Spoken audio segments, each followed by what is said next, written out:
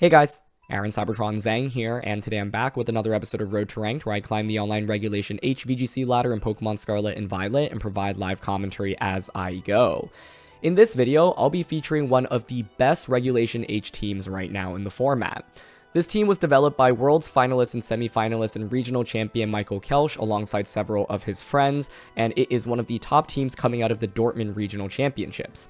Michael finished in the top 16 of regionals with this team, and several other players finished in top 8 and top 16 with this team. It features the offensive duo of Choice Band Dragapult and Sneasler, and you've also got Pokemon like Assault Vest Rillaboom, Swords Dance Kingambit, Primarina, as well as Magmar. Magmar in particular is a really fun redirection user because of Vital Spirit, as well as having access to moves like Overheat as well as Will-O-Wisp. As always, I'll do a quick breakdown of the team, but if you want to just skip to the battles, check out the timestamps down below, and thanks so much as always for joining me. If you enjoy, I'd really appreciate if you consider leaving a like in the video or subscribing to the channel. It really helps out a ton. Anyway, let's get started. If you're interested in trying out this team, the rental code is on the screen, and there's also an accompanying Pokepaste down in the description below. This team features a lot of offense from Pokemon of all kinds of different types. You have Sneasler plus Dragapult, which is one of the fastest combinations in this format and can deal massive amounts of damage. You also have Assault Vest Rillaboom with high horsepower, which can deal a ton of damage to Pokemon like Go, Black Glasses, Swords Dance Kingambit, and Primarina, which is good both for damage as well as its ability to get rid of opposing boosts thanks to Haze. Magmar is the glue that puts the team together. It's really valuable for redirection support, allowing you to set up with Kingambit or just attack safely with Dragapult, and it can also do a lot of damage with Overheat while also pressuring with Will-O-Wisp onto physical attackers. Breaking down each individual Pokemon, the first one I want to talk about is Magmar. By the way, a huge shout out to Michael for sharing this team and for creating an awesome team report for it on YouTube. I've linked that down in the description below, and I highly recommend you check it out and watch the true master at work. Question of the day is inspired by Magmar and all the other Follow Me users that people have been using. I want to know what Pokemon you think should get Follow Me that currently does not have access to it. Now, Magmar is a really interesting redirection user. Electabuzz has been pretty popular and a lot of people have been using that, but Magmar has a lot of value in the format as well because of its typing as well as its access to Will-O-Wisp. We're in a format where there are just so many physical attackers that are popular. For example, Sneasler, which we also have on this team, is one of the most popular attackers in the format right now. So having a way to burn those physical attackers with Will-O-Wisp is really nice. Overheat from a base 100 Pokemon can also deal meaningful damage. This in particular is really good into Pokemon like Rillaboom as well as Go. And of course with Eviolite plus Follow Me, Magmar is just bulky and can redirect damage away from Pokemon a little bit more frail on this team like Sneasler and Dragapult.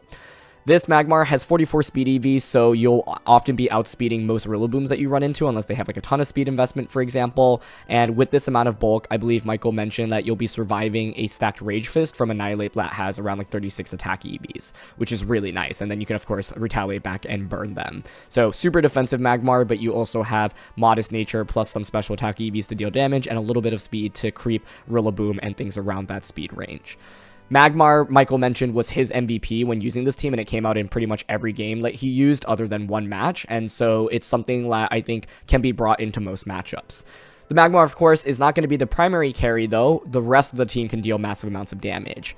Dragapult, in my opinion, is still just really underplayed in the format right now, and Choice Band Dragapult is something that has won multiple, tournaments throughout Scarlet and Violet VGC. This is the Dragon Terra variant with Outrage. You'll often also see Ghost Terra, for example, with Terra Blast, but Dragon Terra Outrage just, one, allows you to deal so much more damage with your Dragon Darts, and also allows you to close out games with Dragon Terra Outrage. So when you're using this Dragapult, you can use U-turn early game to disrupt your opponent, and you're often trying to position it where you can just click that Dragon Terra and just KO everything, either with Dragon Darts or with Outrage. This Pokemon is ridiculously fast, and so you can run Admin Nature rather than Jolly Nature, and you'll just be able to dish out so much damage. The main thing is, obviously, when you're using Dragapult, especially with Dragon Terra, you're just going to be continuously weak to Fairy and Ice-type Pokemon, as well as Dragon-type Pokemon. So you have to be really careful because Dragapult's also not exactly very bulky. That's why you've got Magmar to support it, and that's why you also have double Fake Out in Sneasler plus Rillaboom. Sneasler is one of the best Pokemon in the format right now, and it dominated the Dortmund Regional Championships. It's really good with Dragapult in particular, because Dragapult generally doesn't like going against Pokemon that can resist Dragon-type attacks or are immune to it. So Steel and Fairy-type Pokemon in particular can be really annoying for it. Well, you know what has a good matchup against Steel and Fairy? Sneasler. Sneasler can close combat those Steel types and can Dire Claw those Fairy types, and you deal so much damage. With Focus Sash, you are able to just survive multiple hits. You have Fake Out support. Protect, I think, is pretty important on Sneasler because otherwise it's just really easy to knock out. And the combination of Close Combat and Dire Claw allows you to just pick up knockouts pretty quickly. Sneasler is a really good matchup into a lot of the format. You've got super effective Close Combat into things like King Gambit, Archaladon, as well as Incineroar, and super effective Dire Claw into things like Rillaboom, as well as Primarina. And of course, you cover for those defensive terras that people will often go for when they face up against Dragapult. To round out the team, you've got Assault Vest Rillaboom, Primarina with Citrus Berry, and Sword Stance Black Glasses Dark Terra King Gambit. The King Gambit here isn't anything new, but it just does a lot of damage, right? If you get a Sword Stance off, then even with Pokemon that resist it, like Dark Terra, Black Glasses boosted, +2 Cowtail Cleaves can really just blow up teams. And since Incineroar and Intimidate is still fairly common in this format, there are a lot of times when Defiant will end up being activated immediately because your opponent will want to lead Incineroar, which, you know, has a pretty good matchup into other things on this team, like Sneasler, like Rillaboom, and like Dragapult. Intimidate, you know, being able to reduce Sneasler and Rillaboom's damage output, and then going for something like Knockoff into Dragapult. So King Gambit's nice because it can really bait out those Incineroars, and after a single Sword Stance boost, this thing can be an absolute menace. Magmar is really nice because it can redirect attacks away from King Gambit, and then you have double Fake Out pressure.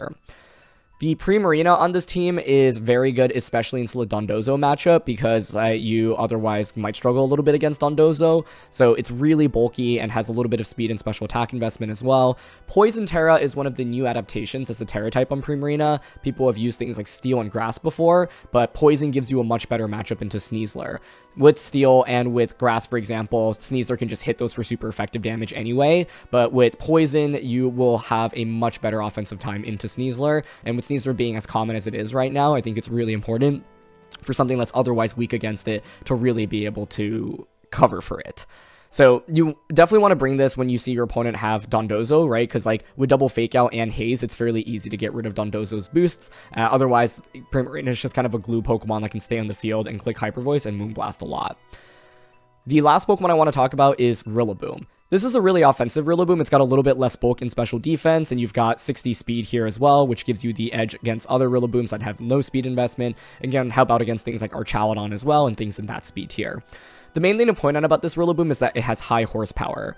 High horsepower is normally not used. You'll see people use U-turn, for example, instead, but high horsepower gives you really nice coverage into fire types as well as steel types. You can use this into things like Golden Go, for example. You can use it into even poison Pokemon like opposing Sneasler or Poison Terras, for example. And so I think, yeah, this is one of the moves where like I just haven't played with offensive Rillaboom with high horsepower in such a long time that like I think I've constantly been kind of underestimating how much damage this actually does, but this is really, really good in the format right now, and definitely one of the key pieces of this team, so it's really cool to see it being used. A lot of different plays that you can play with the team, but I think Magmar can be used to protect Dragapult early on. You can go with Fake Out plus Setup, so like Rillaboom King Gambit, Sneasler King Gambit. You can go Rilla Dragapult, Sneasler Dragapult. Sneasler Dragapult, in my opinion, is just one of the strongest leads with this team because it just pushes so much damage, and they're so fast right from the beginning of the game. So those are just a couple of notes as you consider playing with the team. In terms of things to watch out for, Michael mentioned that he didn't feel like the team has any overt weaknesses, but the rain matchup sometimes can be a little bit tricky, and he also mentioned something like Galarian Weezing plus Ability Shield Incineroar being kind of difficult. That's obviously a pretty niche combination, but just something to watch out for. Otherwise, more general things that I think you should pay attention to when you play with this team. Dragapult, of course, by default is not very bulky, and so you need to support it properly. Taking bad trades with Dragapult is not favorable when you use this team, because Dragapult really wants to be in a position where it can just win you the game, right? So let's say you go for Dragon Terra turn 1 and Dragon Darts does like 50% to both of your opponent's Pokemon. That can feel okay, right? But then if you just get knocked out in return, that often doesn't actually feel that great. So positioning Dragapult in particular, I think, is really important when you use this team. Magmar is obviously more support oriented, so having something like Taunt can really shut down access to moves like Will-O-Wisp, Follow Me, as well as Protect. I think another thing to watch out for when you use Magmar is if you are like in the end game with Magmar and you can't switch it out, Overheat obviously will be really powerful the first time you use it and just get considerably weaker and weaker. So knowing how to attack with this Pokemon also is important. You don't want to end up in situations where Magmar just basically has to click Overheat a couple times but can't switch out, because then of course its damage output is just so reduced. Sneasler is really walled by Golden Go because you don't have Throat Chop on this set, so keep that in mind. Ghost-type Pokemon in general are tough for Sneasler, so for example, something like Annihilate can be tricky as well. If you are able to break its Focus Sash, then obviously it's going to be pretty frail and will faint fairly easily. So I've had opponents who are smart and will be able to break my Sash through residual effects or things like Rough Skin from Garchomp or Sandstorm, for example, making Sneasler a lot less effective. King Gambit here, because it is the Dark Terra, it only has Dark type attacks as well, so you are going to be kind of weak if your opponent has a lot of Pokemon that resist Dark type attacks, and with you being Dark Terra, you're always going to be weak to fighting, so you have to watch out for fighting type Pokemon in particular as well. And then I would say for Primarina here, you just don't actually do a ton of damage because you're not the Throat Spray, Life Orb, or Choice Spec sets, and you don't have a ton of special attack investment, so be careful with this as well, because I think when I use Primarina, I often expect to get like one-hit knockouts, but with this being a little bit bulkier and a little bit less offensive, and with it carrying the Citrus Berry as well, Primarina certainly will get a lot of 2-hit knockouts with its super effective attacks, but it won't get as many 1-hit knockouts as you might be expecting. So those are some things to pay attention to. Okay, we've got Rain for the first one here. Incineroar, Amoonguss, Archaludon, Pelipper, Basculegion, and Mousehold. So against Rain, I think Dragapult is a solid pick with Dragon Darts across the board. Definitely want to prioritize that. Sneasler is interesting thanks to Focus Sash and close combat pressure. Blackglass's Gambit is intriguing in this one. Don't love Primarina. I think we probably want Rillaboom as well.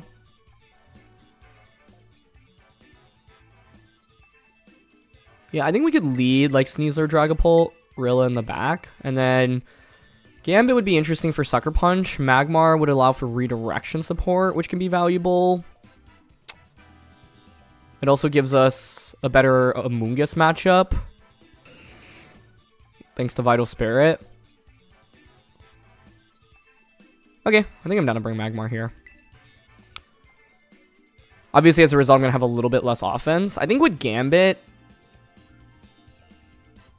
it can be a little bit tough, especially if it's facing off Archaludon, for example. And I'm also vulnerable to just like Basculegion going for Water Terra Wave Crash. A lot of different threatening things from their side.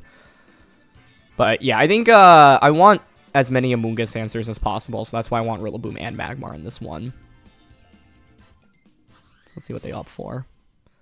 But I think Dragapult with Dragon Darts in itself is really strong. Sneasler gives really good coverage. And normally Archaludon's, Grass or Fairy Terra, so we can just Dire Claw it. It's going to be instant Amoonguss. Oh, interesting. Okay. I could just send it and go Dragon Terra Outrage here on turn 1. We could also switch in Magmar.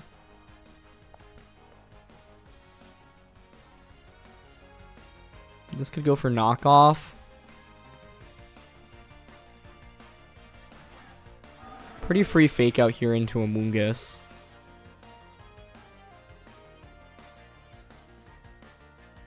If I were them, I would probably Spore and knockoff.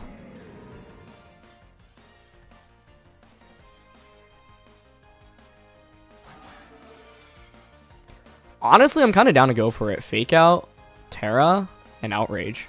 The reason for this is because they don't have any resistances to this. So they're going to switch. Okay, Archaludon comes out.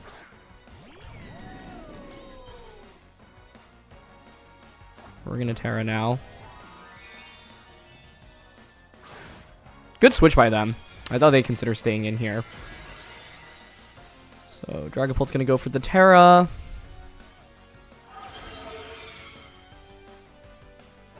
No Protect from Amoonguss. Fake Out goes into that slot. And now here's Choice Band Outrage from Dragapult. Dragon Terra. Targets into the Amoonguss slot. Gets a crit, but I think we have a pretty good chance of just getting that one-hit knockout anyway. It's just like such a powerful attack. The downside is now my opponent can bring in the Incineroar, and they can go for Fake Out onto Dragapult, plus Draco Meteor onto it. So the question is, I have a free close combat, but I probably would rather reset the attack drops here. So I'm probably actually just giving up the Dragapult, but honestly, to get the knockout there on turn 1, I don't mind very much. I'm going to guess that their final Pokemon is the Pelipper, right? So I don't mind switching into Rillaboom here because I'll have Fake Out support. And if for some reason they don't go Fake Out plus Draco onto Dragapult, then great. We just get another Banded Outrage off, but I think you have to double up onto us right now. Rilla comes out. Yep, there's Fake Out. And Draco. Yep, cool. So, maybe it would have been better to just click Dragon Darts because it would have given us the optionality of switching out, which would have been nice. But the idea of like nuking something on turn 1 was nice. And if Instant stayed in and clicked Knockoff, then we would have been fine too. But now I just get Sneasler in for free, which is great.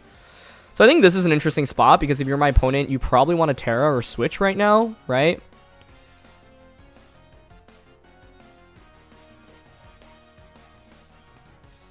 I think like Instant into Pelipper here definitely makes some sense. Don't want to give our Chaladon a defense boost for free. I think here I'm down to Woodhammer into Instant and Close Combat into it.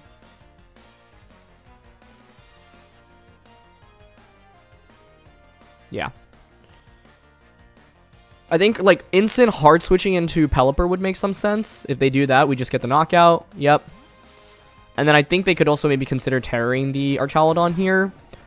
Now that we've eliminated the Pelipper this turn, I can bring out Magmar. And then Magmar with redirection support can protect the Sneasler super well. So yeah, we bait out Terra from Arch as well, which is great.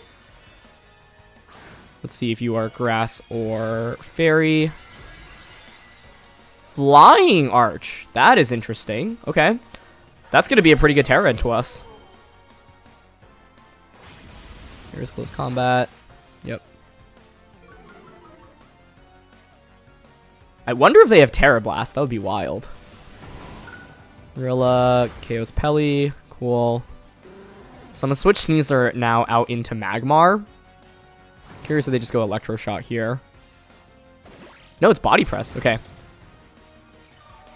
Cool. I think it was a missed opportunity for them to target the Sneasler, so I'll gladly take that turn. Now I can pivot Sneasler out into Magmar and then just go for high horsepower into the Incineroar. Dealing with Flying Terra Chaladon is actually fairly annoying though, since none of our attacks are going to do a lot of damage into it, so we have to be quite careful against it. But yeah, I'm going to high horsepower into Incin and then switch out into Magmar.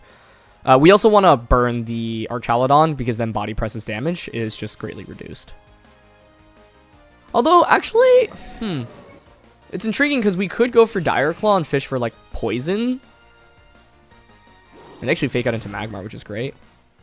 So, yeah, one of the nice techs on this team is having this high horsepower. And then now they go for Electro Shot. Yep, that makes sense. Okay. So now they're at -1. And that goes into the Sneasler slot, which makes sense. And yeah, that does very minimal damage. Cool. I could switch in Sneasler right now. 2 turns of Terrain, 3 turns of Rain. But like they could just go for Knockoff plus Electro Shot, which I don't love. So I'd rather go for high horsepower here into Incin. And protect with Magmar this turn.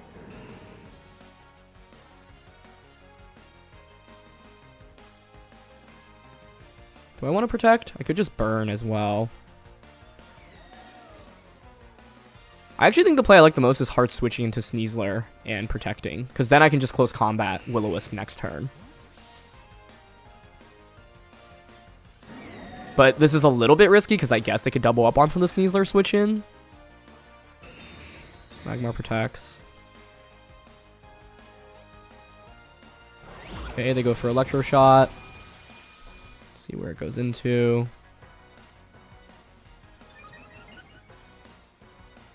Nice, goes into Protect. Good.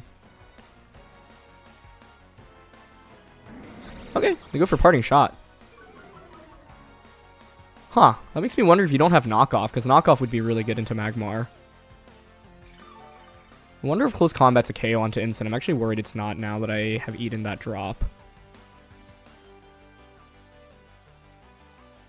Yeah, I'm gonna guess that it isn't, which is kind of annoying.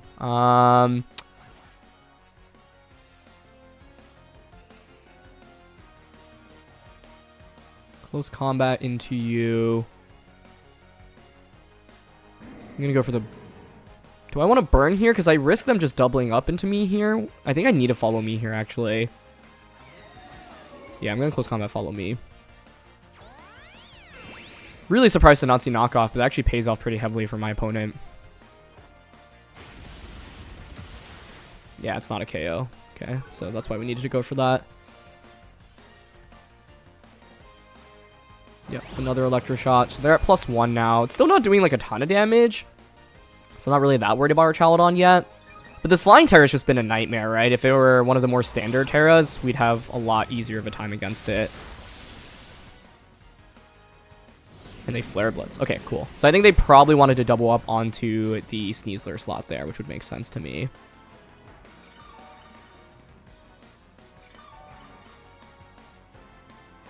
Okay, terrain disappears. Last turn of rain.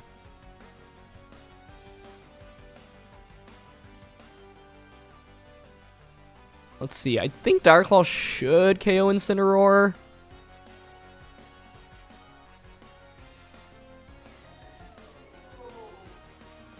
It'd be really bad if it survived, though. I think we should just, yeah, ensure we get the knockout. I'm going to close combat it and then Will-O-Wisp into the Archaladon. Okay, so instant feints. But yeah, it's like the whole idea behind this game was to knock out Instant and play a 3v1, but the Archaladon's been able to boost itself more than I'd like. Magmar here goes for Will-O-Wisp, and it does connect. Okay, beautiful. So that's good. We get the residual damage now each turn. But yeah, I think one of the questions is, should I have just like gone for Dire Claw instead, right? So here's Electro Shot. If you target Sneasler here, I actually wouldn't mind because the rain's about to expire, so I can just overheat our Chaladon for a good burst of damage. And they do target Sneasler. Okay, cool. Works for me. Yep. Rain stops. So now what I can do is pivot the Sneasler out into Rillaboom here. And with them being Flying Terra, you don't get grassy terrain, which is really nice. Body Press isn't doing very much to us either. They might have to Draco us if they actually wanted to KO Magmar, I think. Because like Electro Shot, Body Press, Draco, Flash Cannon. Yeah. So I'm happy to switch in Rilla here. And I think it's probably best to actually Protect. Yeah. Because with this, I can go Fake Out plus Overheat and then just switch Magmar out and then Overheat them again. Like, at this point, Overheat actually is reasonable damage into them, right? And, like, Woodhammer, Dire Claw, Close Combat, none of those are really going to do very much. So, we kind of have to improvise here, but I think Magmar ends up being a really cool late-game win con. Cool, they just body press us, but, yep, even with the crit, it does such minimal damage, and that was one of the reasons why I did kind of value the burn.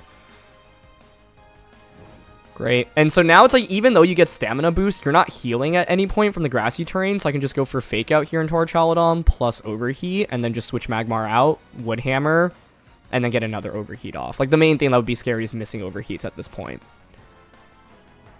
But like I said, Body Press isn't going to knock out Magmar either, right? So if you want to knock out Magmar, you actually have to commit a Draco Meteor, and if you commit Draco Meteor, then, well, you're not doing very much damage anymore afterwards, right? So we don't miss Overheat, which is great. Magmar connects, and that's a lot of good damage. Beautiful. Yep, so I'm happy to give you the defense boost because you're burnt, so you're not doing that much damage with Body Press anyway. So we heal. I actually think here we don't even need to switch because I'll have another Fake Out with Sneasler.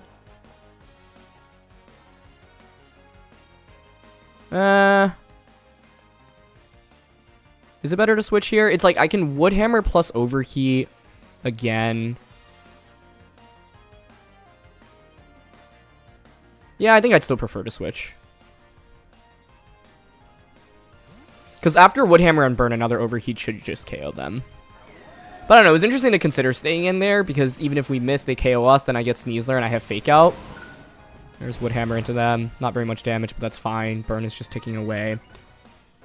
But I guess based on how much that did, maybe it was fine to stay in with Magmar there. Because I think Overheat may have just KO'd them. But now we just reset the drops. At this point, though, I think, yeah, they can't win because, like, Woodhammer is still doing damage as well as Burn. But Flying Terra Archaludon, not a very common Terra type. And so we really had to improvise here. And, yeah, change our line of play. Flying is probably the worst Terra to go up against, honestly. So Magmar comes out. I'm happy to just Woodhammer now. And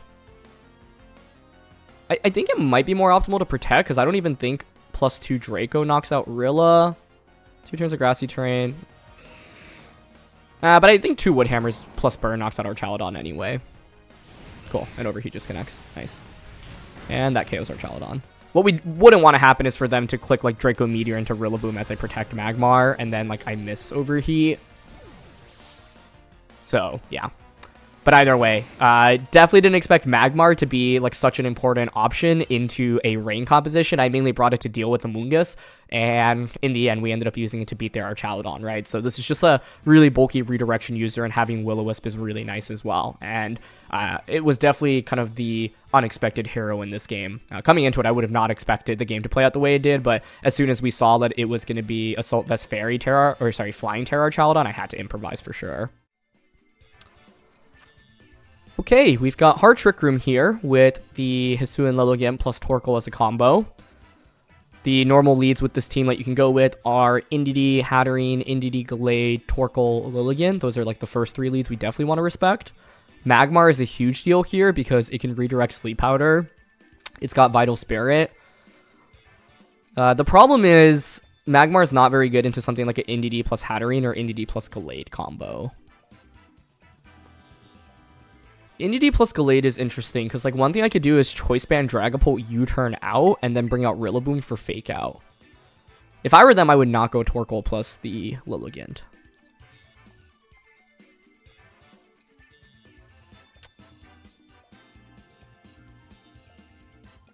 So yeah, like I want to... I'm not sure I really love Sneasler here. I think King Gambit's pretty good. If I were them, I'd probably go Indeedee Gallade as the lead personally. So I'm trying to figure out how to beat that specifically.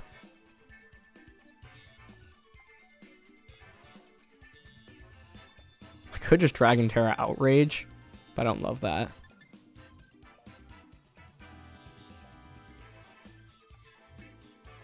Dragapult.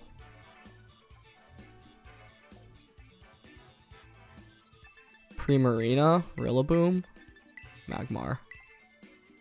I feel like King Gambit should be coming out in this one, especially with Swords Dance. Like, I think maybe even leading King Gambit's not a bad idea. I could go with something like Magmar, King Gambit lead. Yeah, maybe Magmar Gambit is good. It still struggles. I guess the idea would be then to, like, Swords Dance or just knock out Indeedee on turn 1. But yeah, it is Gallade Indeedee here, okay. So I've got Choice Band U-turn, which allows me to switch out immediately, which is nice. I think they should follow me here. So the idea is U-turn. And Hyper Voice here. And hopefully they go follow me Trick Room. So if you go follow me Trick Room, U-turn Hyper Voice, knocks out Indeedee, gets damage on a Gallade, and then I bring out Rillaboom, and with Rillaboom I have Fake Out Pressure as you bring your attacker out. That was kind of the logic here.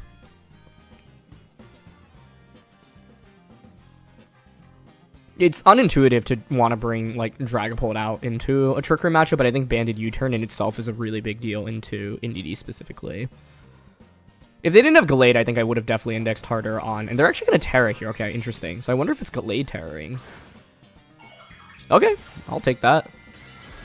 Into water. This is really good, because now Rillaboom can just Grassy Glide you. So, okay. They don't protect with Indeedee here. Get U-turn off. Cool.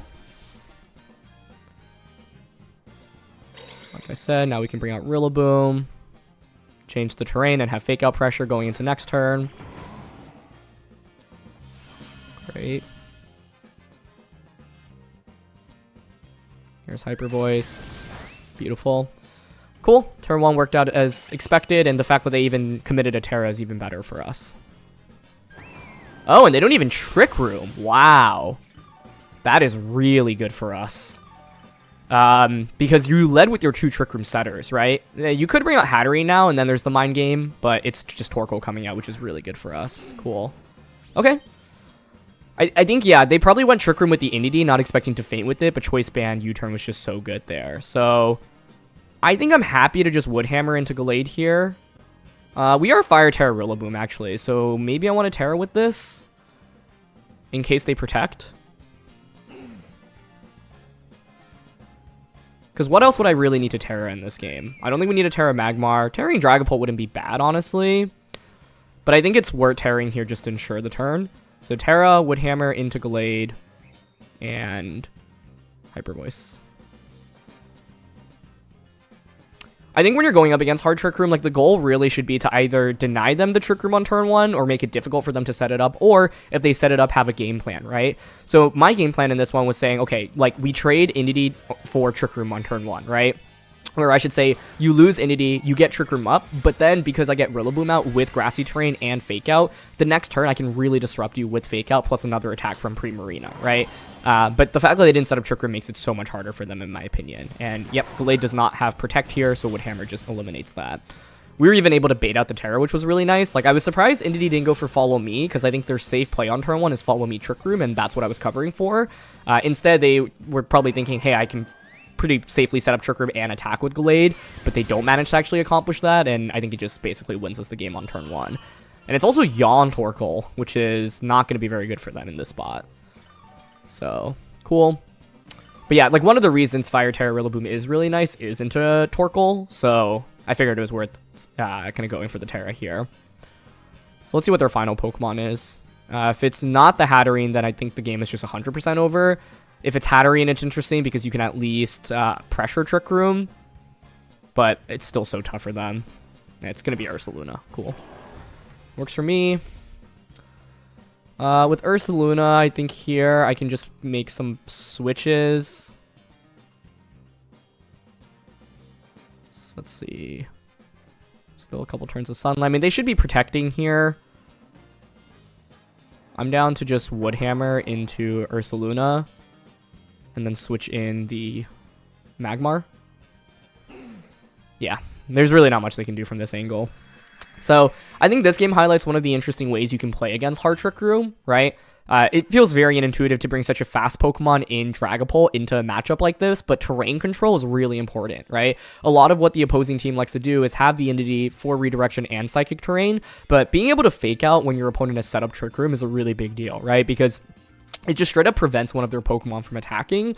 And so, let's say they go for the expected play, which is Indeedee goes for Follow Me and Gallade goes for Trick Room. Well, then I get Rillaboom in safely. I'm up 4-3. They set up Trick Room, but then the next turn I have Fake Out Pressure, right? And then Primarina has good offensive pressure into Torkoal, into Gallade, as well as into Ursaluna. And so, then, you know, you get faked out by a turn. Primarina gets an attack off. Then I can, like, protect Primarina, switch Rillaboom out into Magmar, for example, go for Follow Me, attack with Primarina, double protect again, bring out Rilla once again. In my opinion, it's really important to eliminate that Indeedee so that Rillaboom can just go in and out and cycle Fake Outs. We don't have U-turn on this Rillaboom, which just makes cycling Fake Out a little bit more difficult because I can't just like Fake Out and then U-turn out. I have to hard switch, but the game worked out even better because my opponent tried to, go for Trick Room with Indeedee, didn't set up Trick Room on turn 1, and if you commit to Trick Room with that team, right, without going like Lilligant Torkoal and you don't get it up on turn 1, it's going to be really difficult to win the game. Okay, this is a really fun one. Tyranitar, Gyarados, Amoonguss, Salazzle, Excadrill, and Alola Ninetales. It's fascinating to see Ninetales plus Tyranitar on the same team. I'm immediately looking at Magmar with its Will-O-Wisp into Excadrill, T-Tar, Overheat into Amoonguss. I think this is pretty much a must-bring.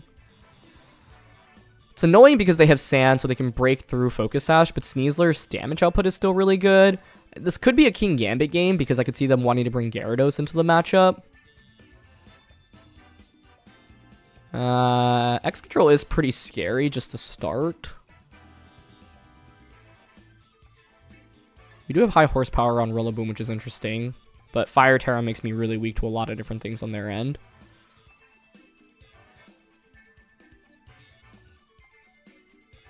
I like leading Magmar here, I think. I'm thinking Magmar King Gambit.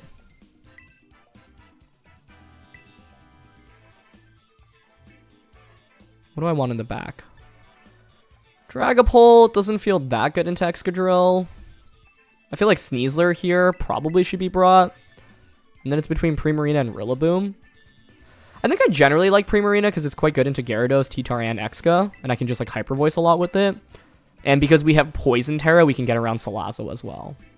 But, I don't know, Rillaboom and Dragapult just deal so much damage. But then again, like everything on this team does effective damage. So, let's see. I'm mainly thinking here Magmar can be really effective by just spreading burns with Will-O-Wisp. Salazzle Amoonguss. Okay. Well, Magmar's in a great spot.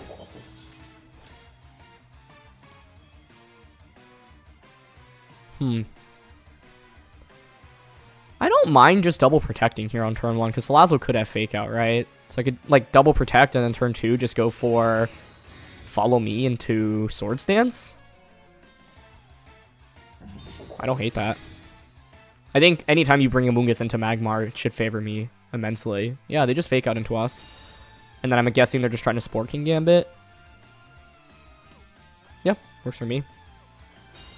Follow Me is like really obvious. If I were my opponent, I wouldn't Spore here with the Amoonguss, but I think I'm fine to just play it safe this turn because it's just such a free Swords Dance boost that I think we should just take it.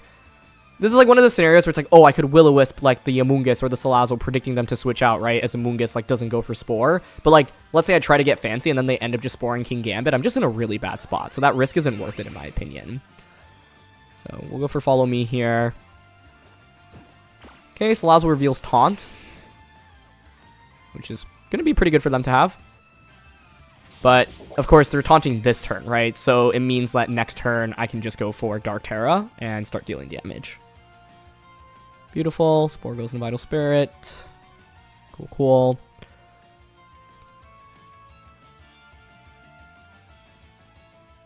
I think I probably want to go for... I'm just worried about Amoonguss like being a defensive Terra. Like Fairy. King Gambit could protect right now. As I switch in Sneasler. Salazzle should be Focus Sashed if I had to guess.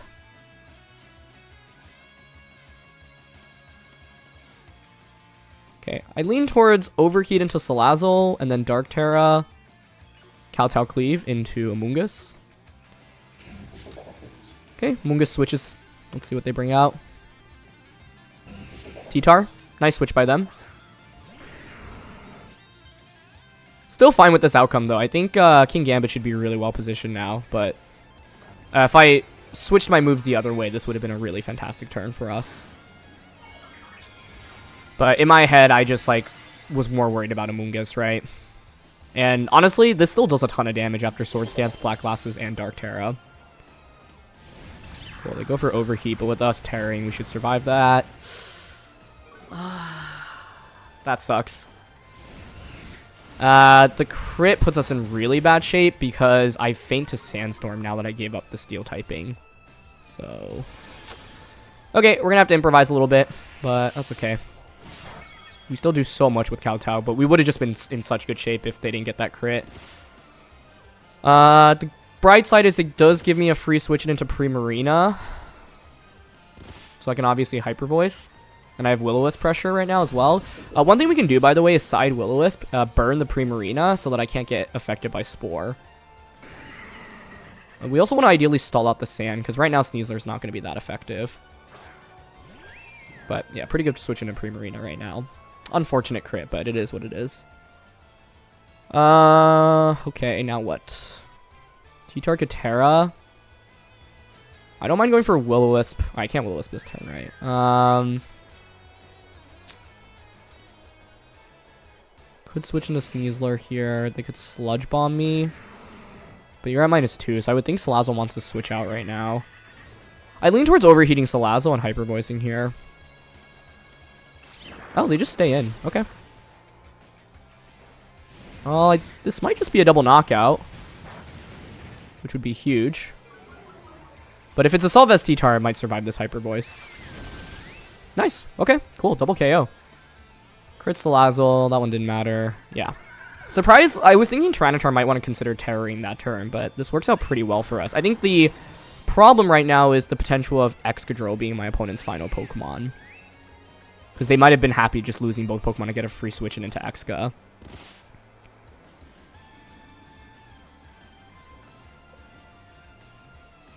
Yeah, but Mungus comes out. That's not surprising. Is it Excadrill?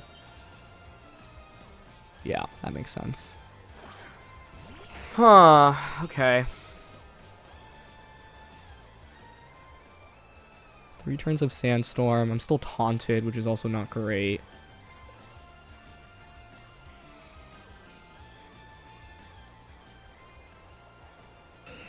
What about Swords Dance? I don't know what Terra this is running is the other question. Honestly, lean towards just overheating and hyper voicing right now. Okay, Excadrill goes for Protect, which is smart. As they're probably going to Spore into Primarina. So I could have gone Protect Primarina, but I didn't love that.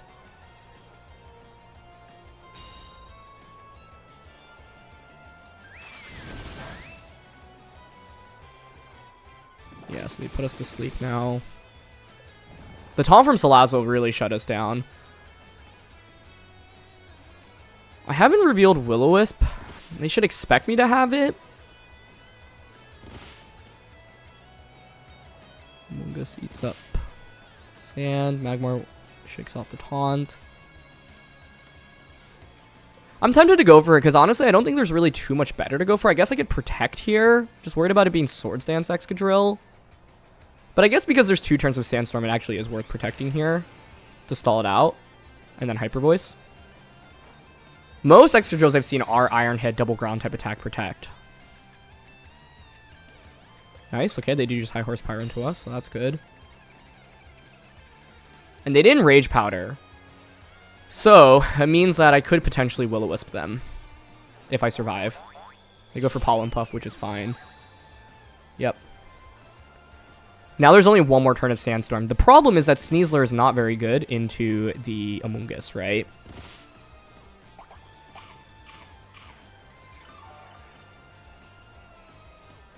I don't know, this is a really defensive Magmar. Can I survive High Horsepower? Because if so, then we could just win the game here with Will-O-Wisp.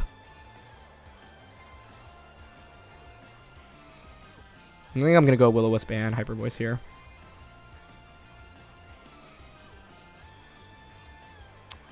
It's going to be a close finish, but with Focus Sash intact on Sneasler, I don't think it's the worst odds. This turn is big, though. I think if like we survive the turn with Magmar and I get the burn off onto Excadrill, we're in a really good position. Yeah, Primarina could obviously get a 1-turn wake up here as well. So, let's see. Just a shame about that crit onto Gambit. They go for Earthquake. Okay. Well, then I definitely survive. Nice. And Will-O-Wisp connects. Cool. High Horsepower would have KO'd us there for sure, given how much EQ did. So. And Primarina wakes up. Nice. Does so much damage there. I'm guessing they're like gonna side Pollen Puff again. Oh, nope, they've got Clear Smog. Okay.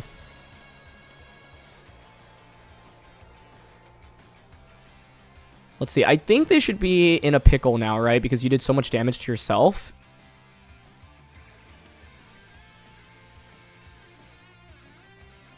But they could Earthquake and side Pollen Puff. Wow, me not fainting there actually was really bad. I wanted Primarina to faint there because then I just get Sneasler in for free and I just Fake Out plus Overheat. But now they can Earthquake and then side Pollen Puff. But I still have Focus Sash intact on the Sneasler. So I think we can just switch into... Do I want to switch here? Because Sneasler could win the 1v2, right? Or I could Protect here, Hyper Voice.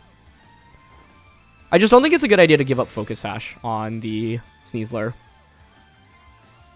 But yeah, I think Earthquake plus Pollen Puff here is the right play from them.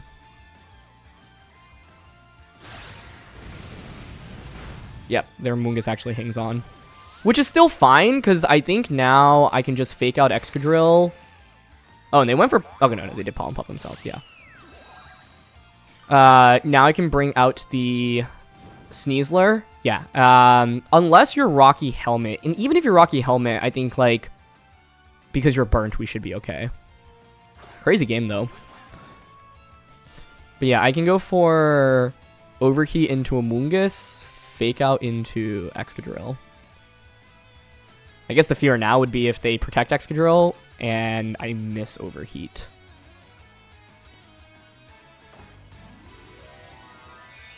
Is it Ghost Terra Exca? Okay, it's Ground Terra. Yeah, like, Terra hadn't been relevant this entire time in the game, but Ground Terra is pretty scary here. But we've got Fake Out. Cool, and Amoonguss Rage Powder is nice.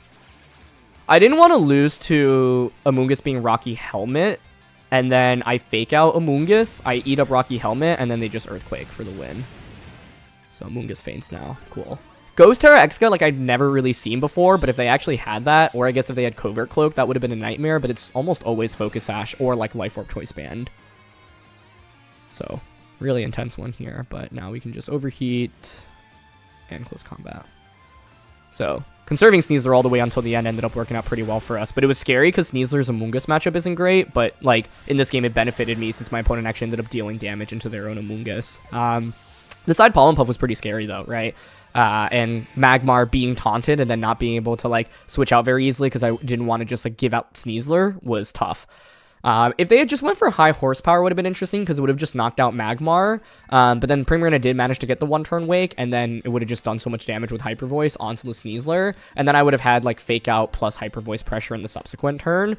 But, yeah, like, I think if they didn't go for Earthquakes in this game, it would have been kind of difficult for me to actually deal a lot of damage into Amoonguss. And so, I think their Overheat play, like the taunt into Overheat, was really smart because I think Gambit was really good into their team overall. But when you have taunt to stop the Magmar from doing what it wants to do and Excadrill is able to just, like, ignore redirection with Earthquake, things can definitely get a little bit trickier.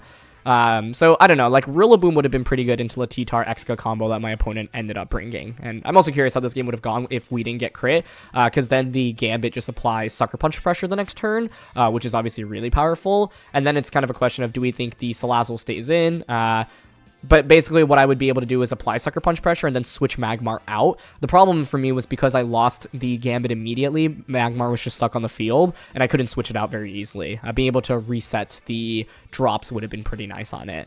But I think my opponent did a nice job because they were able to, like, stop the redirection and then force King Gambit to Terra, and by forcing King Gambit to Terra, they set themselves up for a nice game with Excadrill and Earthquake, and just the amount of damage that can do. And I wonder if my opponent had just committed Ground Terror earlier, like they would have just maybe gotten the knockouts.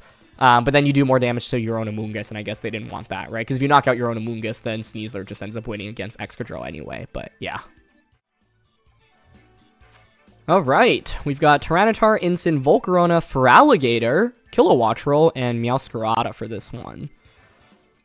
The first thing I notice is no resistance or immunity to Dragapult. So Dragapult looks really good.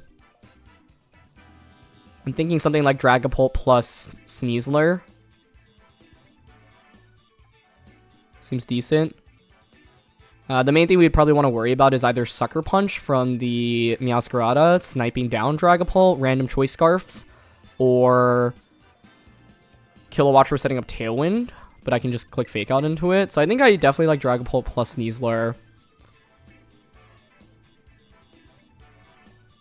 And in the back, Primarina is just pretty good offensively here. With Poison Terra, it resists most things. And then I'm down for Magmar. I think Gambit could be okay here, but they've got triple Dark type, which also isn't a great matchup for it. So, yeah. You really want to bring Gambit in those matchups where you feel like you can get a Swords Dance off for free, Dark Terra, and then just click Kowtow Cleave into everything.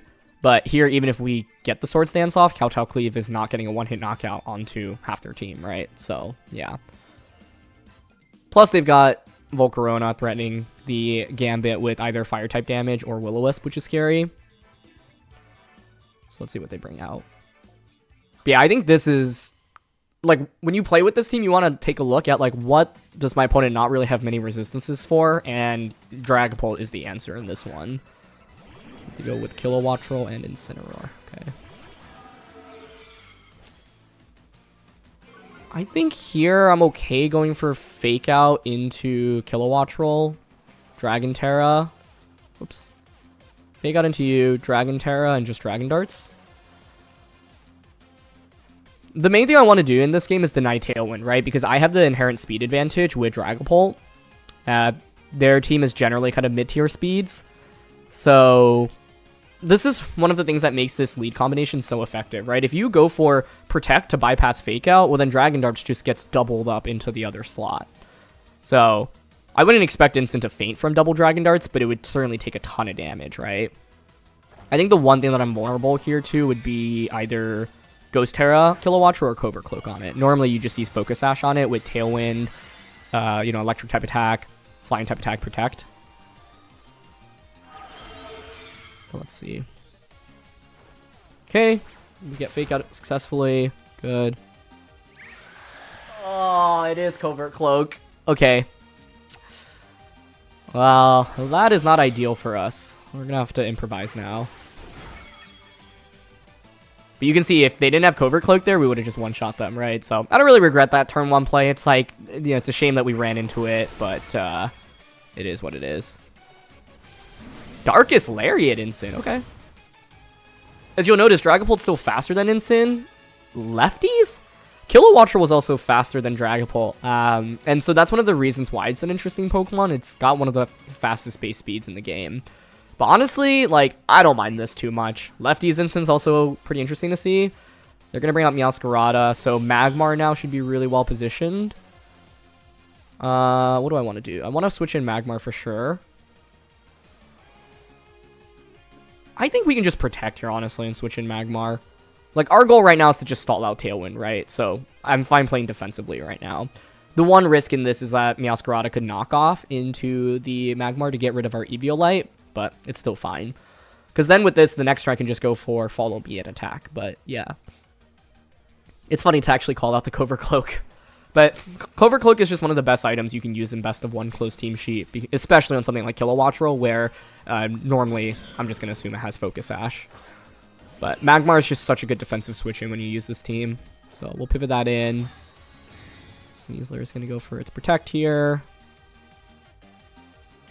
Triple Axle. Okay. Well, Magmar doesn't really mind taking that very much. Cool. It does, however, mean that you can triple Axle into the Sneasler slot. And they just Flare Blitz. Okay, works for me. Got close combat pressure on both of their Pokemon. I'd rather knock out Meowscarada.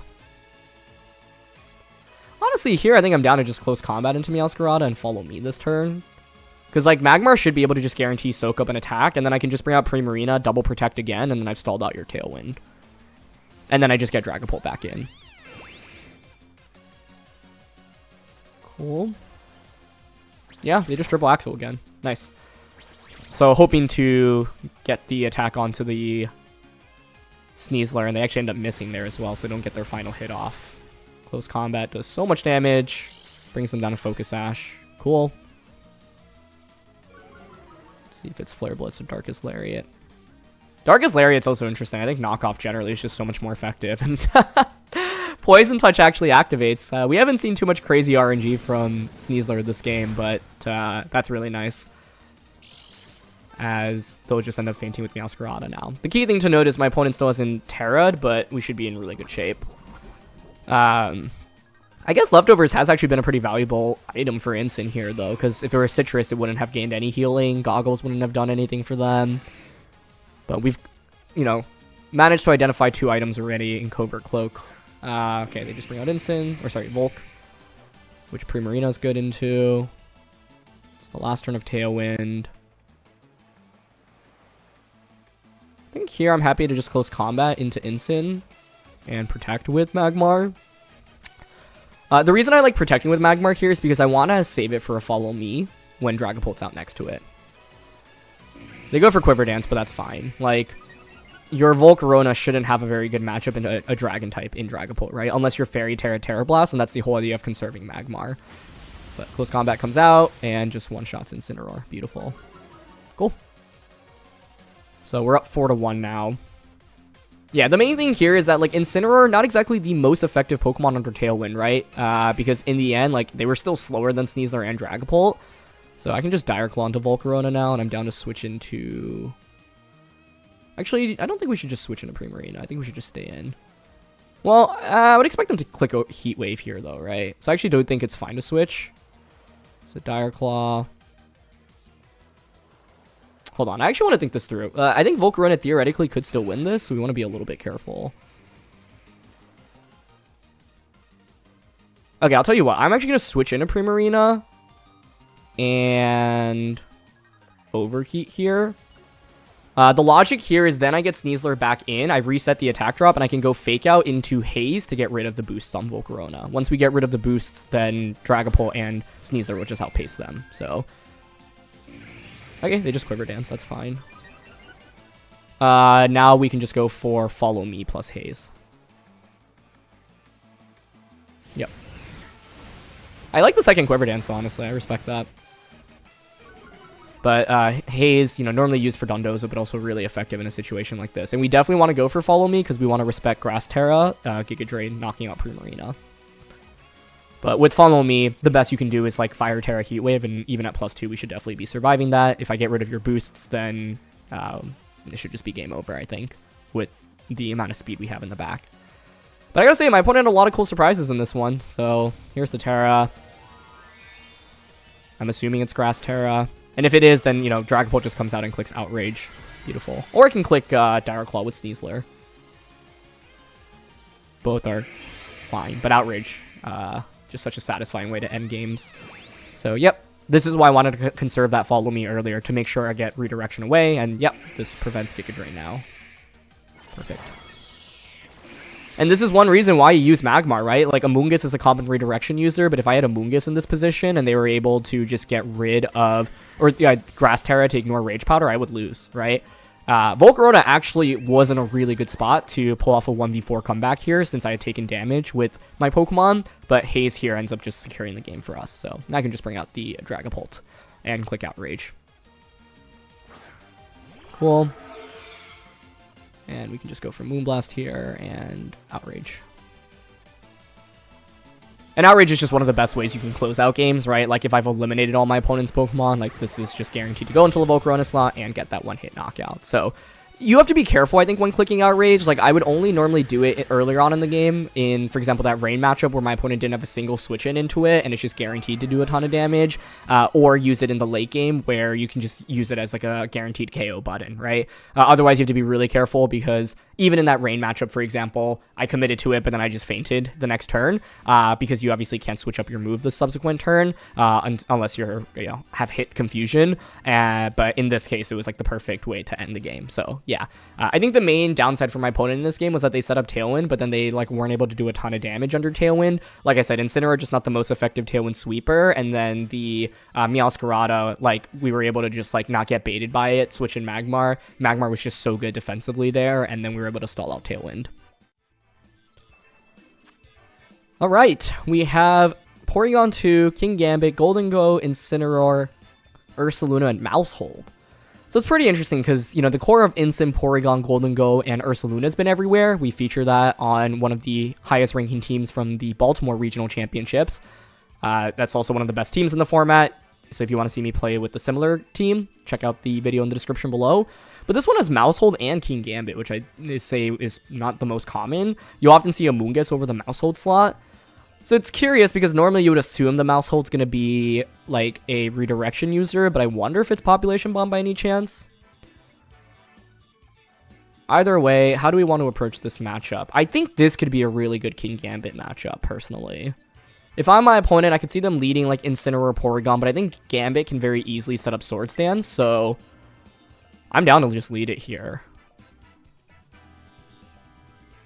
I don't like Dragapult here. They're too bulky. There are too many steel types, too many resistances. I like Rillaboom. could go Rilla and Sneasler for double Fake Out plus Magmar. I kind of like that. I think I like the idea of Sneasler plus King Gambit, Rillaboom plus Magmar. Dragapult's an easy drop for me in this game because of the dual steals and because we just don't, like, we're also up against Trick Room. Primarina, though, it feels kind of odd to drop here because Hyper Voice just does so much damage into their team comp. My main issue with Primarina is that it, like, does a lot, right? But it's not getting knockouts, and I'm a little bit worried about getting outpaced by my opponent. Golden Go can Nasty Plot in front of it. Gambit could Swords Dance in front of it. Ursaluna can just Facade it. So, nice. It's instant plus Golden Go. So, we get a Defiant boost immediately, which is great. Okay, awesome. What do I want to do on turn 1? Fake Out into Instant is pretty safe. I've got Rilla plus Magmar in the back. I wonder if Instant ever considers Ghost Terra here.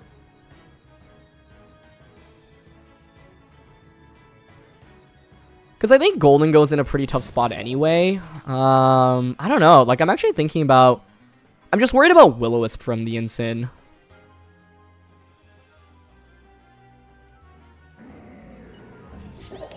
Will-O-Wisp would be pretty bad.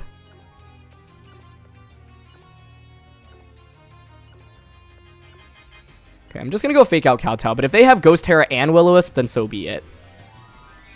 I'd say it's not very common for instants to run Will-O-Wisp these days. And it's going to be Golden Go Terraing, so I'll take that turn. Into Dragon. Cool, works for me. Because, like, no matter what you go for here, your Make It Rain's not going to be very powerful into my King Gambit. So, Fake Out into Instant. They just go Make It Rain, that's fine. Yeah, Gambit takes that like a champ. Cool. And your Life Orb as well. We definitely did not want to go for Terra there. But now I just get Kowtow Cleave, which is awesome. Almost just KOs them. Cool. Mainly want to respect them clicking Nasty Plot right now. You could Nasty Plot Flare Blitz me, technically. Close Combat into Instant is pretty safe.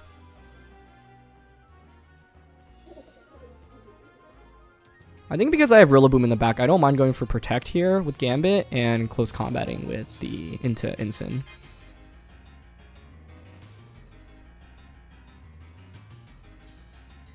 They could just go like Flare Blitz into King Gambit, Make a Rain, they faint. But yeah, with Gambit having the boost right now, and with them having committed Terra, I'm okay with this option. Tons of damage onto Instant, great.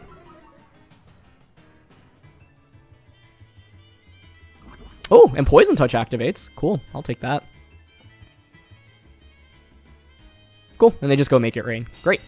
So now I just get a free switch in into Rillaboom or the Magmar. So let's think about what they could have, right? Porygon 2, Ursaluna. Ursaluna's not really scary. Mouse Hold. I think here I'm fine just bringing out Rillaboom because I have Fake Out support with it. So if they bring out Porygon, for example, I can just Fake Out into the Porygon, Terra, Swords Dance. Yeah, they just opt for Flare Blitz. Cool. Okay, so that was a really good turn. Happily take that.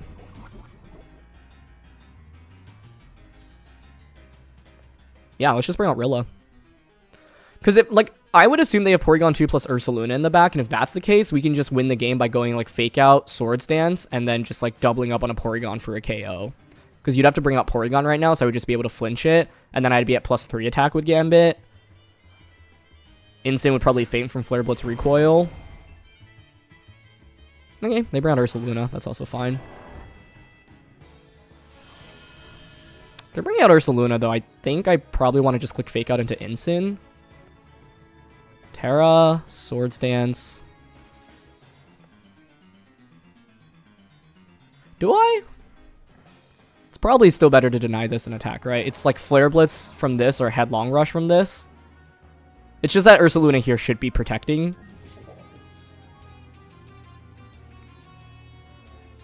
Yeah, I'll target Ursaluna. Rilla's in a really good offensive spot now as well. So, yeah. If they end up protecting and then they Flare Blitz, like as long as we don't get crit, we should just win the game, I think. This Gambit is just max HP. Flare Blitz should not KO us. Cool. Yep, they don't protect Ursaluna. They Flare Blitz us. Beautiful. I guess the one thing is that did risk them burning us potentially. Oh, pretty good information here, actually. Their Ursaluna is faster than our King Gambit. Okay. So that's valuable to know.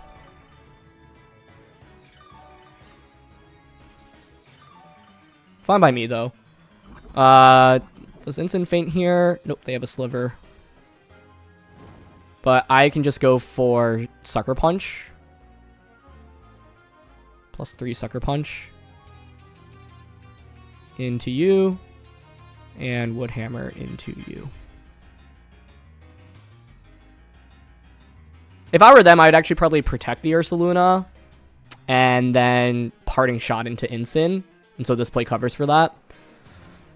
I guess the one thing that could be a little bit troublesome with the play that I made here is if they have like substitute Ursaluna, which is a thing, but they just go for protect here, which is fine. Yeah. Okay. Yep. Wood Hammer now into Incin. And then I'm assuming Porygon's their last one, so I can just Wood Hammer plus Sucker Punch the Ursaluna slot. I guess it could be Mousehold, which would be interesting. Because you can redirect Sucker Punch away.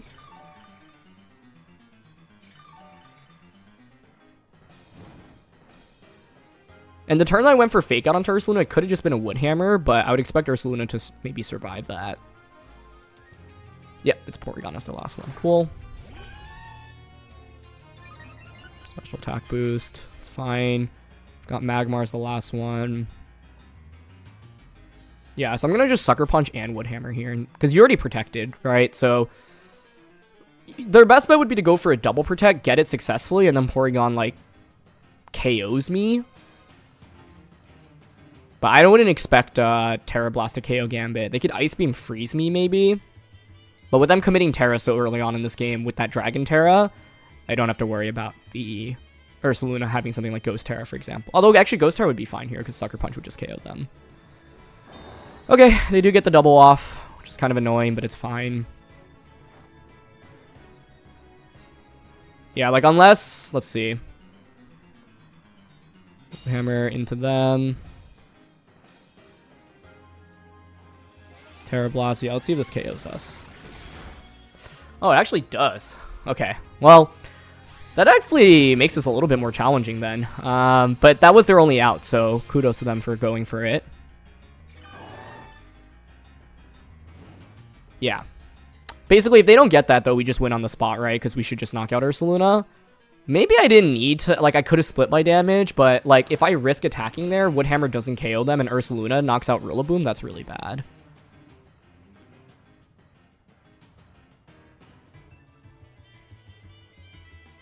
But Porygon could 1v2 right now with that special attack boost. I'm actually a little bit concerned now.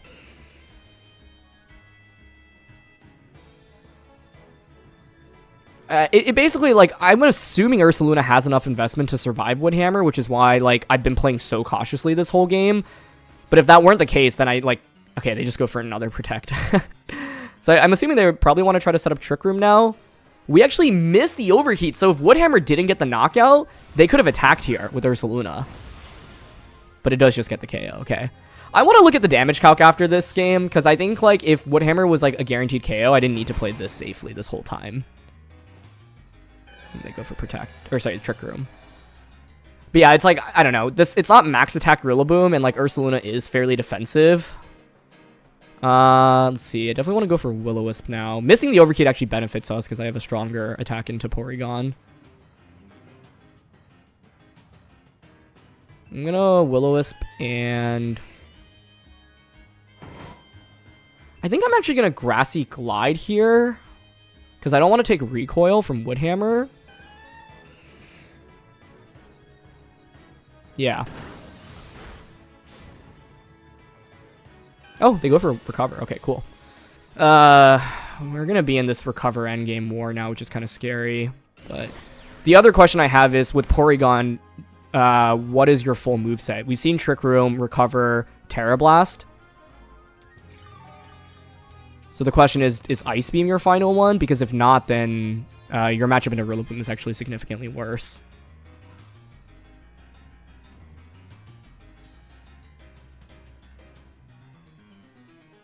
I don't want to, like, click Overheat until they've burnt more PP.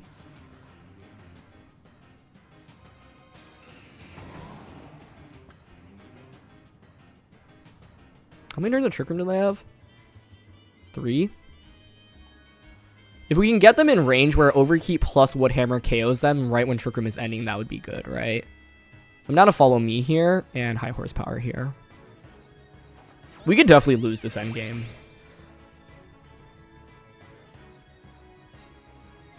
Okay, they just Terra Blast. 172 down to 106. Okay, nice. Yeah, because you're going to have to click Recover, I think, this turn.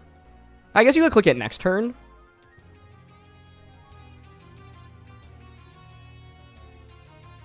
They could get one more Terra Blast off. Do I want to Follow Me this turn? If I were them, I would probably be clicking Recover. I think it's fine to just Follow Me here. And I want to maximize damage. Yeah, I'm going to Follow Me Woodhammer. I think they should recover this turn. No, they just Terra Blast. Okay, that's fine. So we get Woodhammer now. Nice. You have to recover here. But that means I can just go Overheat, Woodhammer. And then Trick Room expires, Woodhammer, Overheat. Yeah, I think the main thing here is I played cautiously with the King Gambit, but then, like, the Ursaluna slot was just, like, Gambit wasn't able to actually get a single Sucker Punch off because they did a good job playing towards those protects. But yeah, fortunately, Rilla is just strong enough in this endgame. So we miss another Overheat. I was mainly just worried that, like, Ursaluna didn't protect there, would have survived the turn, and then ends up winning the game. So let's do the damage calc against Ursaluna from Rillaboom, because I maybe gave it too much credit for surviving. But now I can just Overheat and Woodhammer once more. Cool.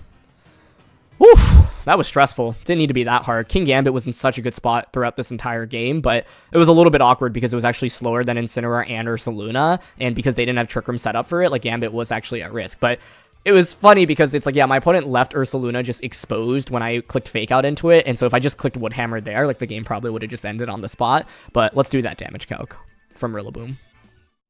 So I definitely misplayed towards that endgame because Woodhammer from Rillaboom in grassy terrain just obliterates Ursaluna when we have this amount of attack investment. Even if Ursaluna has a lot of defensive investment, for example, even with like 100 defense EVs, max HP, it's still a guaranteed knockout. You would need basically this amount from HP and defense. You would obviously have more in defense, less in HP, but you would need a ton of defensive investment overall, basically, to even have a chance of surviving Woodhammer. I think basically I've been used to playing with Rillaboom with a lot less attack investment, for example, like 36 attack EVs, right? So if you're using Rillaboom with way less attack investment, then Ursaluna actually can survive that, and that's why I was overly cautious. But this is one of the things where even if you're playing with the same Pokemon, just having a different EV spread can drastically change how you play with it, right? So because I wasn't used to having this much attack investment on Rillaboom, I was so overly cautious of Ursaluna in that endgame when I didn't need to be. Given that we should just get a knockout onto all the standard Ursaluna sets with 196 attack EVs, I never needed to keep launching Sucker Punch into the Ursaluna slot. I could have just gone for the Sucker Punch into the Porygon 2, and Sucker Punch into Porygon 2 would have just probably ended the game right there on the spot. So yeah. One other thing to note is I wasn't sure how much the Terra Blast would have done into King Gambit.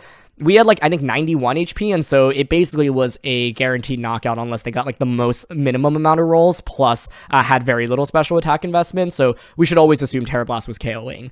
The reason I went for that play was because, one, I didn't know the Woodhammer damage calc. I was thinking, okay, if they're really bulky Ursaluna, then I want to cover for it by going for Sucker Punch, and then 2, I figured I could survive Terra Blast as well, but with me not surviving Terra Blast and them getting the double protect off, we had to sweat this endgame a little bit more. We did end up actually missing the overheats with with Magmar, which was interesting because it actually meant that like the final overheat was obviously going to be stronger. But in the end, like they didn't really get any damage off into Rillaboom, and Rillaboom's wood hammers were still doing so much damage. So I think we're probably fine in the long run. But this was a game that definitely was closer than it needed to be, given the huge lead that I had just from the lead matchup immediately. So props to my opponent for bringing it back. We ended up winning, but we definitely always want to think about how we can clean up our play. And in this game, it's just, yeah, like not knowing the wood hammer calc made me play overly cautious. I could have just gone wood hammer sucker punch. And sucker punch into Porygon is really safe because if they set up Trick Room, then King Gambit just outspeeds them under Trick Room. So if I could replay this game, that's the one turn I would go back to when I went wood hammer sucker punch double up into Ursaluna and just go wood hammer to Ursaluna, sucker punch into Porygon. Okay, we've got a rematch against Fede Campo, who I played on a previous Road to Ranked episode. One of the best players in Europe and in the world. He's ranked number 8 right now. Got top 4 at Worlds in 2023. And yeah, just an incredible player. Day 2 at Worlds in 2024. He's using Hyper Offense here. Murkrow, Delphox, Indeedee, Mousehold, Sneasler, Dragapult. Interesting. It'll be really difficult to deny Tailwind, but if I wanted to, there's one mode in which I like click Fake Out with Sneasler. Man, this is tricky. Like, I'm thinking maybe I need Magmar for redirection support.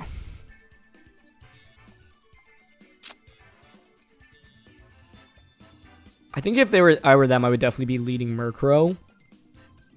I actually win the terrain where their Indeedee should be faster than Rillaboom.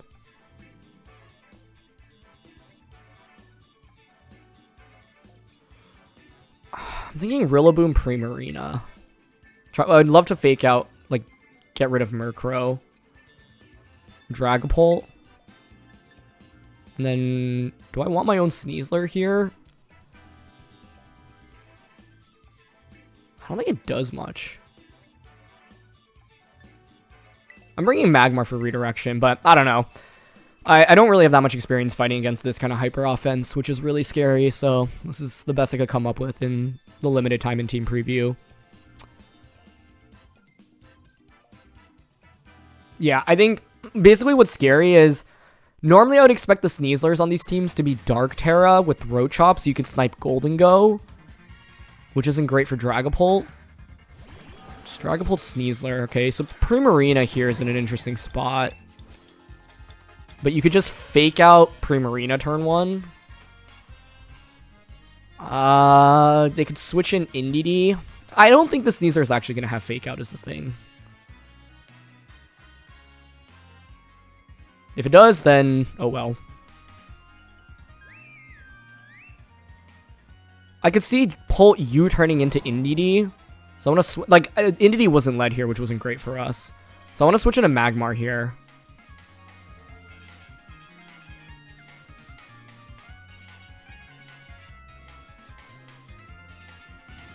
Switch into Magmar and protect. I don't know. There's so much that could go wrong for me right now. Sword Stance. I didn't want to Poison Terra because if I do, then I get hit by Psychic type damage, which is really bad.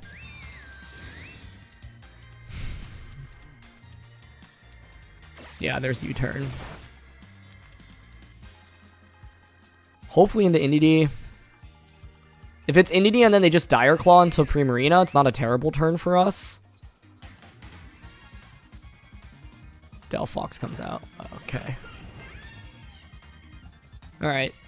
That turn is not the worst.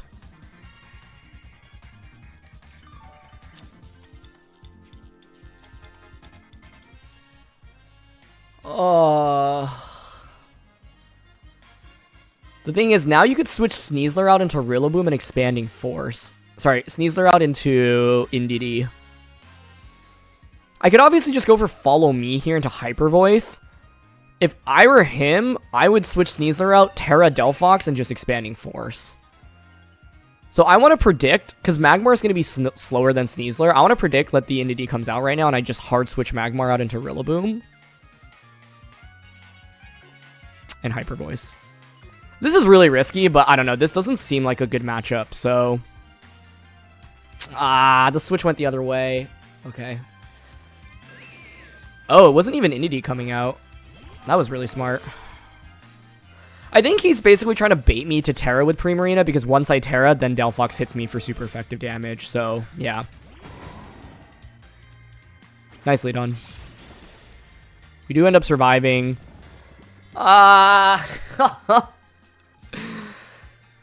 Feels bad. The Primarina is EV to survive this, but yeah, that's really bad news for us. Basically, like, Follow Me plus Hyper Voice would have actually been okay there, but yeah, I thought, like, it was such a good opportunity to switch in the NDD that I figured if I get the turn right, I have a huge advantage. And even in the worst case, like, I would get a Hyper Voice off, but the actual worst case was falling asleep there, which is a little bit unfortunate. I can fake out into Sneasler, but I think NDD could still switch in, right?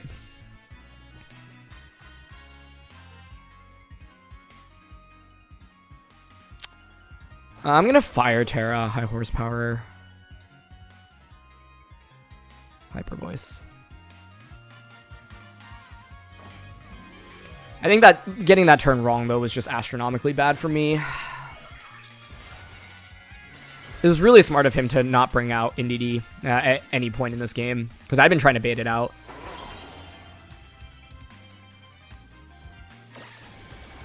Yeah, I think the dynamic of this matchup is tricky, because basically as soon as I Terra Primarina, it's Expanding Force meat for my opponent. Because it should be NDD as the fourth one. So, yeah, the way that he has maneuvered this game has been really smart. Okay, at least I get High Horsepower off, but I don't think I can really deal with Expanding Force from, like, Delphox now. If that was going to be a one-hit knockout, then I could have stayed in on turn 1 and just Fire Terra, protect High Horsepower.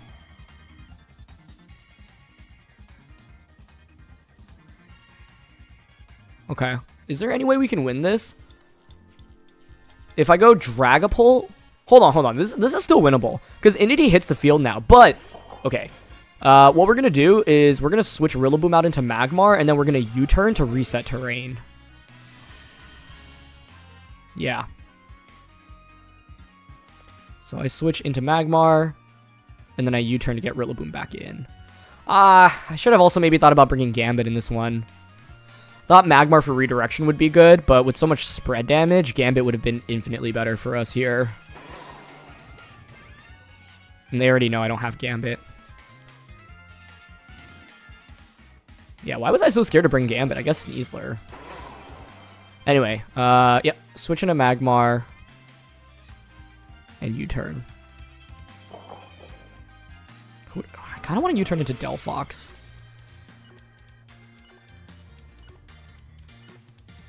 I'm going to target NDD, because NDD should be Focus Sash, but if it weren't, and I just knock it out, that would be huge. And even if it were, then I'd be able to U-turn KO it.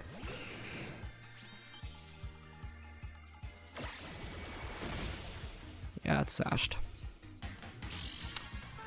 But yeah, the good thing here is we changed the terrain, so Expanding Force isn't just crushing us. And now I have Fake Out Pressure. But imagine if I had King Gambit over Magmar in this one. We would be able to just switch in and then pressure with... Like, my Pokemon selection was not right here. Magmar just wasn't the right choice. But yep, it is Expanding Force. It's not that much. They're Life Orbed. Okay, that play worked.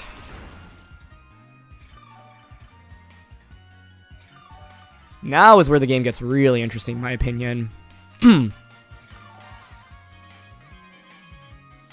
No Terras have been committed yet. Dragapult's in the back. So the question is, do we think NDD switches out into Dragapult? If I were them, I probably would not. We still have Choice Band, Outrage, and Phantom Force from this in the end game. I have Fake Out, so I could just Fake Out NDD, but it could switch into Dragapult.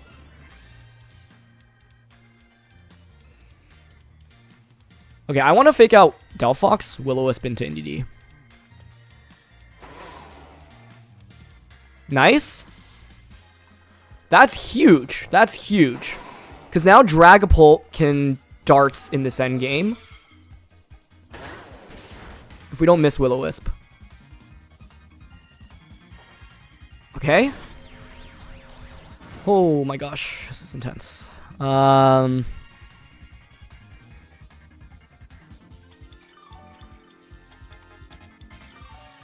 what, though? You can U-turn. I can't let Dragapult come in right now. I need to save it. He still hasn't Terra'd. This can U-turn. It can Dragon Darts. I think here I go for Follow Me.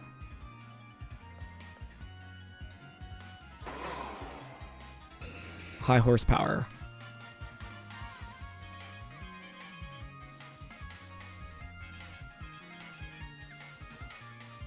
Delphox protects. That's a good protect. I'm assuming it's U-turn here, right? No, just darts. Oh, but I don't even faint from this, do I? Wait, that's not... That's fine? Maybe? I'm just trying to think, like, can I win this game without losing a speed tie against Dragapult? I'm also not gonna lie, I think Delphox like Psychic Terras here. So what I want to do is Follow Me and then Woodhammer now into them. I think they switch into Indeedee and then Expanding Force. Psychic Terra, Expanding Force. And even if they don't, like Woodhammer should still do a lot with Life Orb, enough where I would think Choice Band Darts finishes it off anyway.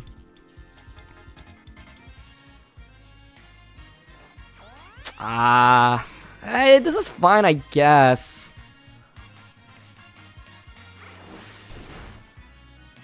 If I had gone high horsepower, would I have just won the game, though?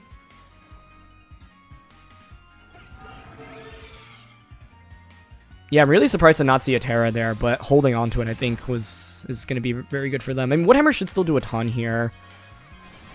But I think Dragapult being burnt and locked should be really good for us. Because, like, darts, even if you Terra, shouldn't KO either Pokemon.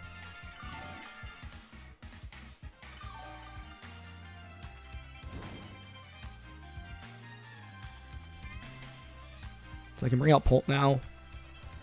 Being able to burn Dragapult was huge.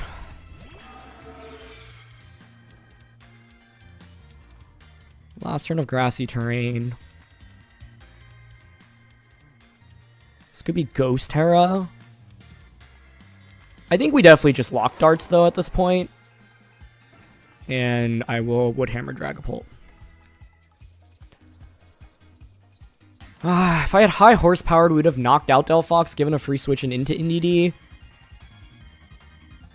Yeah, Pult switches, which makes sense. And then you protect Delphox.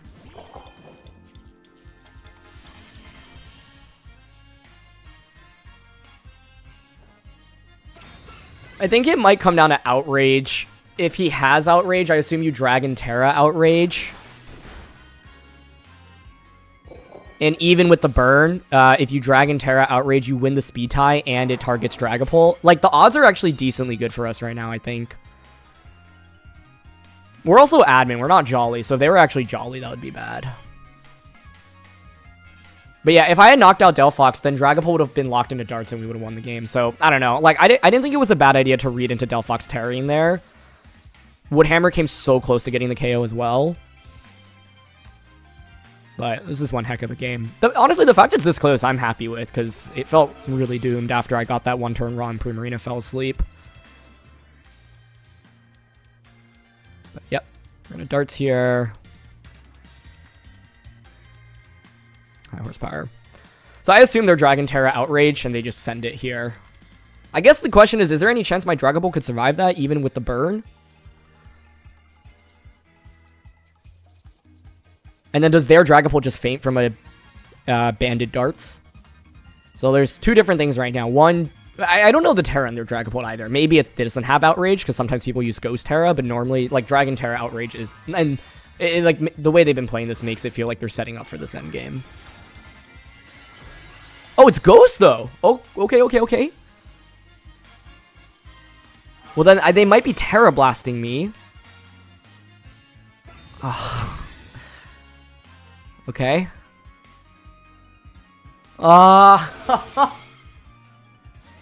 Does this KO us even with the burn?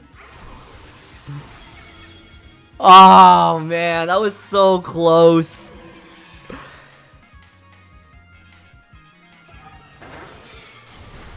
High horsepower also did so much damage there. I think, like, double darts may have just KO'd Dragapult there. But, yeah, I think that was definitely their best play to go for. But now I just get outsped. GG. That was really close. I was, like, reading into Delphox's Terra. Like, I don't know. When you're up against such a good player, I don't mind taking the risks that I did. Because it's, like, if they try to get, you know, the expanding force off in, like, what, turn 2, turn 3 of the game, the turn I predicted it to, and I switched in the Rillaboom there, I would have been in really good shape, right? If I just gone for the obvious play of Follow Me Hyper Voice, it actually would have worked out pretty well. And then, yeah, the other thing was in this endgame, like, I could have gone high horsepower into the Delphox slot. I think what I've learned from this episode is that high horsepower is such a powerful move. Like, it one-shot the Sneasler. So, if I were to replay this game again, I think I'd probably drop Magmar. I would bring the King Gambit. I also want to do the damage calc against Dragapult because I'm curious if we had any chance of surviving that. But, yeah, in the end, we ended up losing a potential speed tie there. And then, even with the burn, it was still able to knock us out. But if I had knocked Delphox out, we should just win that game because then they're Ghost Terra. And then they just have a really, like, their Dragon Darts is pretty weak, right? Inity sometimes doesn't even carry Protect on those compositions either. So, that was really, really close. GG. So the Terra Blast from them should be a guaranteed one-hit knockout unless they're Jolly rather than Admin, in which then we have a very slight chance of surviving. If they're Admin here, then it's just a very clear-cut KO with Terra Blast. But Dragon Darts is a knockout into their Dragapult, right? When we get those 2 hits off. And so if we had won the speed tie there, since Delphox protected, double darts would have just knocked them out, and then Dragapult would have won. So yeah, I think basically came down to a Dragapult speed tie there. Unless they were Jolly, most people are running Adamant these days, but because Dragapult is so common, running Jolly actually, of course, gives you a really big edge in the mirror. So I think the 2 turns that I can really point to in that game were when I read into the NDD switch in, and it didn't end up switching in, and then when I could have gone for high horsepower onto Delphox rather than Woodhammer, expecting Psychic Terra that turn. High horsepower there would have just knocked out Delphox, and then Dragapult would have just been stuck on the field with non-Dragon Terra burnt Dragon Darts, and then my Dragapult would have just won the game from there. But yeah, I don't know. I felt like because Terra had been saved the entire time, and because I didn't know Dragapult's Terra on their end, I didn't hate reading into Delphox, like going all in that turn. But that was a really, really fun game. All right, last one for the day. We've got Goldengo, Gardevoir, Flamigo, Garchomp, Murkrow, and Meowscarada.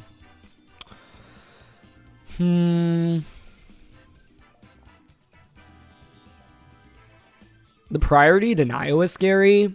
Goldengo is a big issue for Sneasler. Magmar is really interesting. They can burn and overheat so much of their team. So I think I like that a lot. Magmar. I don't love Gambit when they have Serena, Murkrow, and Flamigo.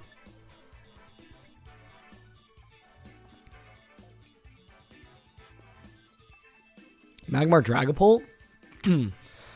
Or Magmar Sneasler, because I can fake out. And even if they Tailwind, it's not the end of the world. I think Rilla's good for Gardevoir. Goldengo. And then one of Primarina or Dragapult.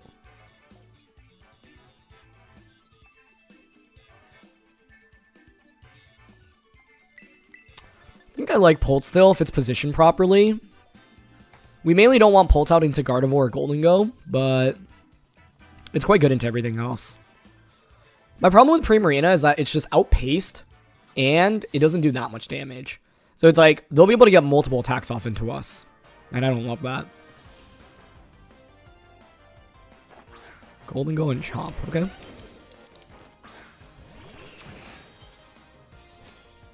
Huh. It's probably Rough Skin.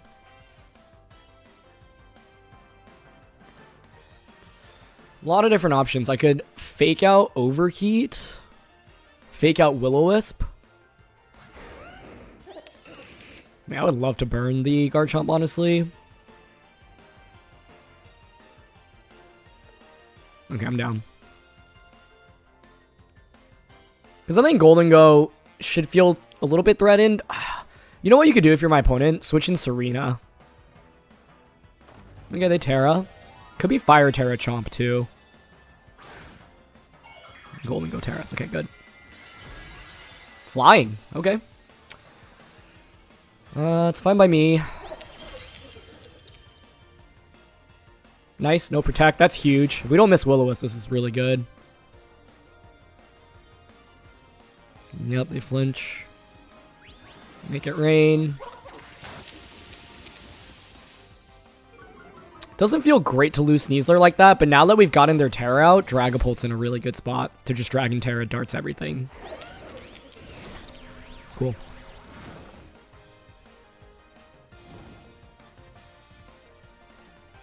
It's not Scarf Golden Go. Bring out Pult right now.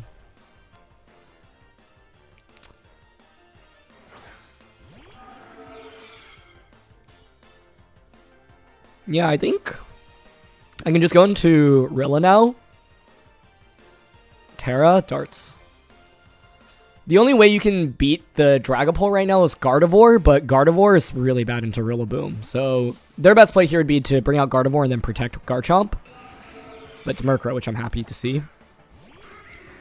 I think Dragapult just walks over them now. And this is one thing that Magmar does really effectively, like baiting out Terras, right? My opponent was probably worried about getting hit by an Overheat there. An Overheat into Golden Go is very powerful. But, yeah. Unless you're Covert Cloak Murkrow, like now I think we can even deny Tailwind. Like, Darts here would knock out Garchomp, deal a lot of damage to Murkrow, and then I just fake out Dragon Darts.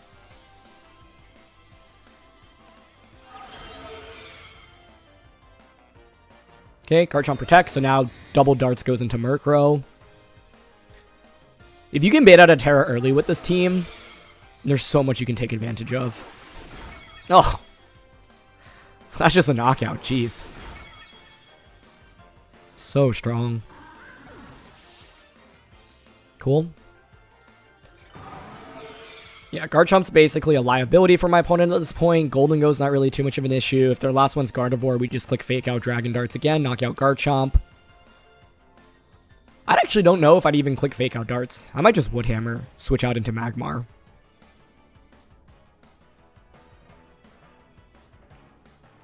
But fake out Darts is probably fine. I just don't really see how they deal with Pult right now. The answer would be Triple Axel Serena, but they bring out Flamigo. Okay, fine by me. Pretty free to just fake out into you, and Darts.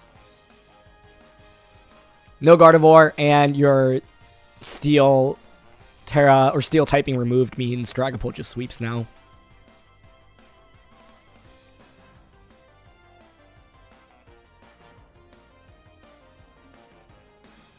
Trying to think what else they could do here. You probably protect Flamigo and just sacrifice the Garchomp, right? That's what I would do. Because Garchomp provides very little value for them at this point. Oh. They just let me click fake out. Okay. Well, Darts should one-shot Garchomp. Nice.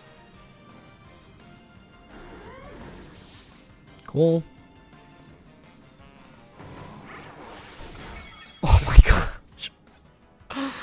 Oh, that's nasty. And they bring out Golden Go. Yep. I think we're fine to just Grassy Glide here. And Darts.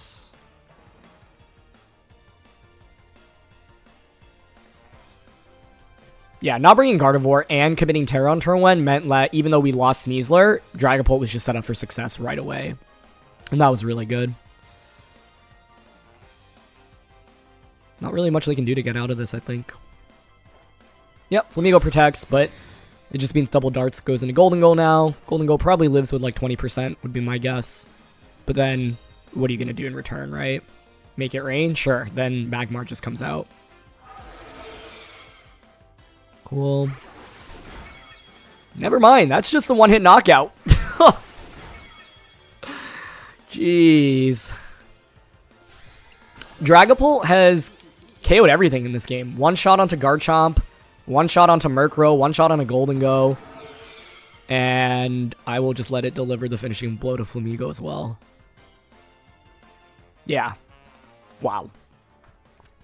This Pokemon is just so powerful, and my opponent wasn't able to get good speed control in this game, right? Like, they didn't lead Murkrow, so even though they got a knockout on turn 1, it gave me a free switch into Dragapult, and there was just nothing that could stop Dragapult. Like, at that point, Darts was doing over 50% to everything, so yeah. Anyway, that's going to be it for this one, so thank you so much, as always, for joining me. Thank you to all of the team builders for building and sharing this team, and thank you to Michael Kelsch in particular for making a video about it. So, yeah, thanks for watching, as always, and I'll catch you all soon. All right, peace.